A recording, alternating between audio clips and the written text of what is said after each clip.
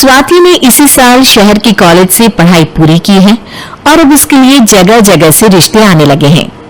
स्वाति से ज्यादा उसके रिश्तेदारों को उसकी शादी की चिंता है, इसीलिए जो भी स्वाति के घर आता वो किसी नए लड़के की खबर जरूर ले आता। अरे दीदी, ये फोटो देख के बताओ कैसा है। राहुल नाम है लड़के का, मेरी सहेली की बहन का बेटा है।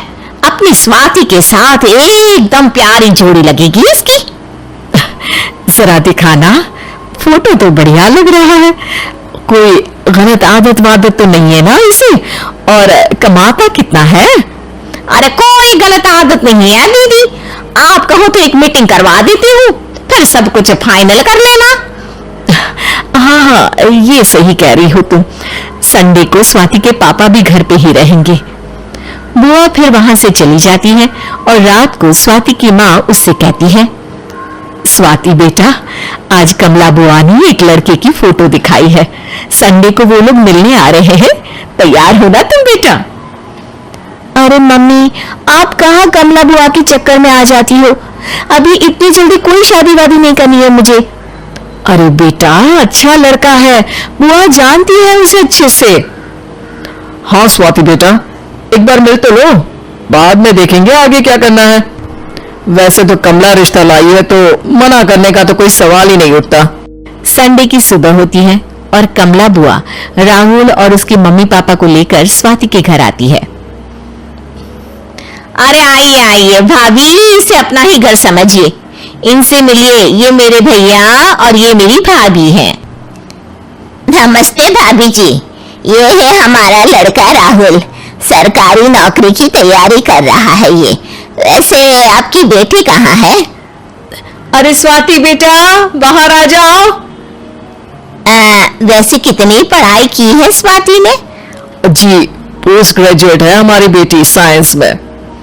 ये सब तो ठीक है, पर घर संभालना जानती है या नहीं? हमें कौन सी इससे नौकरी करवानी है, नौकरी तो मेरा बेटा करेगा ही। पर मैंने इतनी पढ़ाई की है और आप चाहती है कि मैं घर पर ही बैठी रहूं? अरे स्वाति बेटा, ये बहू की बात में तुम कहाँ बोल पड़ी? हम सब देख लेंगे क्या करना है क्या नहीं। हम तो इसी बात में विश्वास करते हैं कि घर के लड़कियां घर में ही रहे तो ज्यादा अच्छा रहता है। वरना भाई साहब, आप तो आजकल के हाल जानती हैं, कितनी घटनाएं होने लगी हैं औरतों के खिलाफ। स्वाति बेटा, रसोई का काम तो पूरा जानती हो ना? शादी के बाद तुम्हें ही संभालना है वो सब। अरे बहुत अच्छा खाना बनाती है ये, आप सब लोग इसकी तारीफ करते नहीं थकेंगे। लो भाई, हो गई मीटिंग, अब शादी की तारीख फाइनल कर लेते हैं, क्यों भैया? भाई, हम तो पंडित जी से चर्चा करने के बाद ही तारीख फाइनल करेंगे।